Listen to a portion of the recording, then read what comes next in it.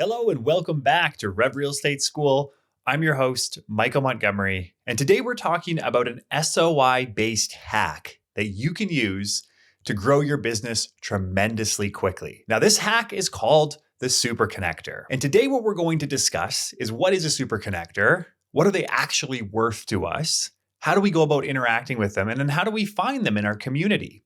So that's what we're going to get into today. So first off, let me tell you a true story about my friend named Zach. Now, I don't know if he lists this. He probably doesn't because he isn't actually a real estate agent, but he is a real estate client. And he referred to me 8 deals over the course of the last month. And these are all solid deals that will all end up closing. Now, how does this one individual refer 8 deals? And is this one individual worth more to me than somebody else? Now, this doesn't necessarily mean that if somebody in my database does not refer me a lot of deals, they're not valuable. They're very valuable as individuals, as people, but then also as potential clients. But there are certain people that will refer more business to us. And these are called super connectors. We have to be able to find them and we have to be able to know how to interact with them. So a way of thinking about this is not every marketing strategy is created equally. If we were to dedicate $1,000 to one marketing strategy and $1,000 to another, that doesn't necessarily mean that we're going to get the same results with both of those. And it's the same thing with people when we think about investing our time. So if we're going to invest our time in our database, it does make sense for us to focus on those people that can potentially drive a lot more revenue to us. Now, again, it's important to understand that just because somebody doesn't drive revenue to us, that doesn't mean that they are less of a person or that we shouldn't spend time with them. Not at all. Instead, it just means that they do offer an economic opportunity for us. So let's dive in a little bit further and understand what these people are worth to us. Well, one thing that we do is we tend to separate people's sales skills. And we tend to separate them into emerging, proficient, and authority. From understanding this, we're able to reverse engineer what each person in your database is worth to you over a year's time. So there is an equation, a formula to actually figure this out, but you can also just take a step back and think, okay, am I emerging, am I proficient, or am I an authority? So emerging, you'd very likely be pretty good at communication, but you may not be great at selling yourself. It's important to understand, though, that you are still a decent communicator. Then we move on to proficient. And if you are proficient, you're quite a strong communicator. You don't have a problem communicating, but you may still be a little rocky when it comes to selling yourself. And finally, we have authority.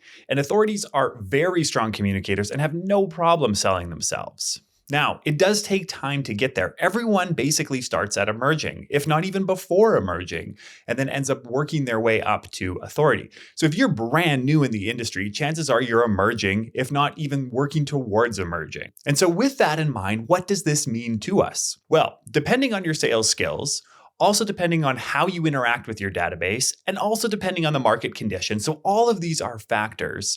Each individual in your database is worth a certain amount to you.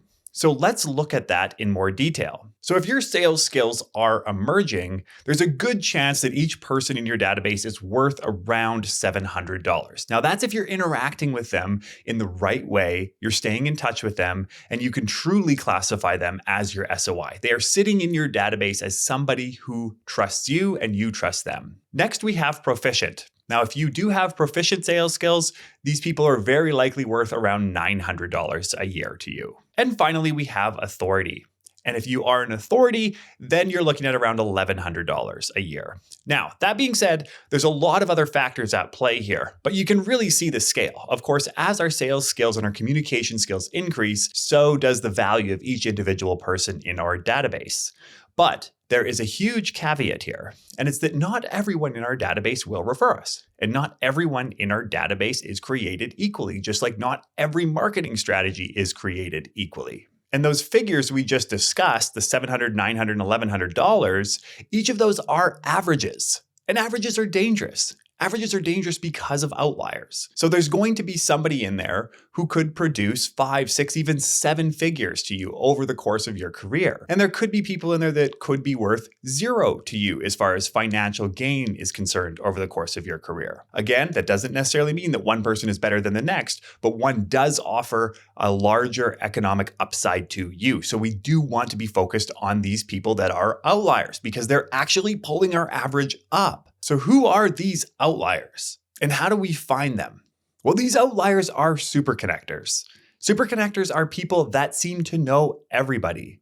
And we all very likely have these people in our lives. Now, superconnectors, the way that we tend to look at them is they're one of two types of people. They're either people who seem to know everybody, in the sense you were to reach out to them or you were to bring up a name and they were to say, I know that person, or they just say they have a friend in everything. And so these are superconnectors. These are people that, generally speaking, they tend to be more extroverted and they also tend to be great with people. Just generally speaking, they like to be around people and they are good with them. Now, the other type of superconnector are the types of people in your database who refer you a lot.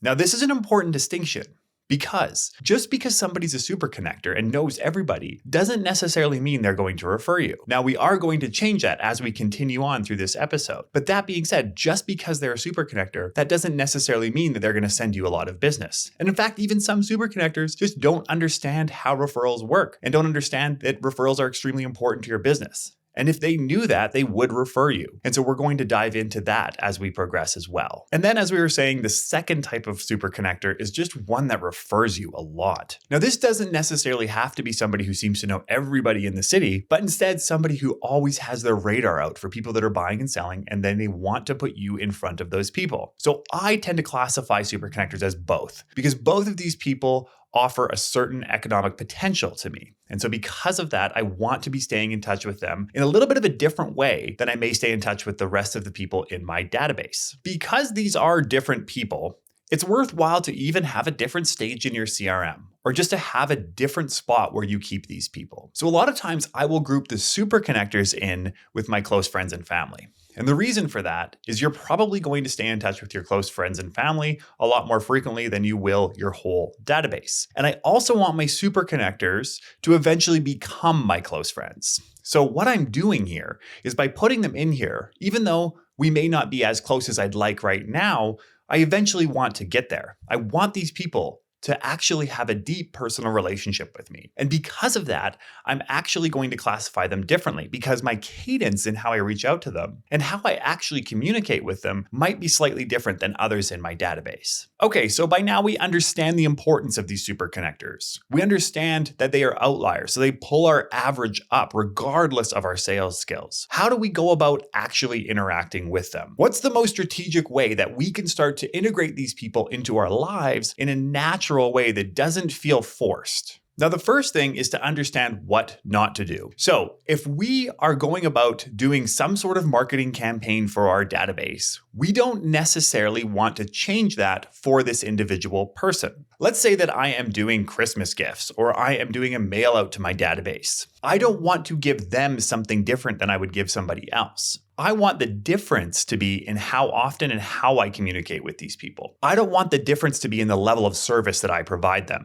So regardless of where you are at and what type of person you are, whether you're a superconnector or not, you are getting an extremely high level of service. And you are still getting my same sort of marketing campaign that anyone else would get in my database. Now, this is important. It's important because there's a good chance that the superconnectors in your database also know other people in your database, and they will talk. And so because of this, we need to be mindful of the fact that whatever we do for superconnector A, we better do for non-superconnector A, because superconnector A may talk to non-superconnector. And that's very likely. So we want to be very mindful of this. But how do we go about actually forming a relationship with them? So we're not going to be showering them with more gifts or more admiration than others. We just want to build a solid personal relationship with this individual. So just like anything else in life, or just like if we were dating, we don't want to be coming on too strong here. We don't want to be texting them every day. We don't want to be inviting them out every day. We want this to be a slow process. And frankly, even if this is a superconnector, if I don't see eye to eye with this person,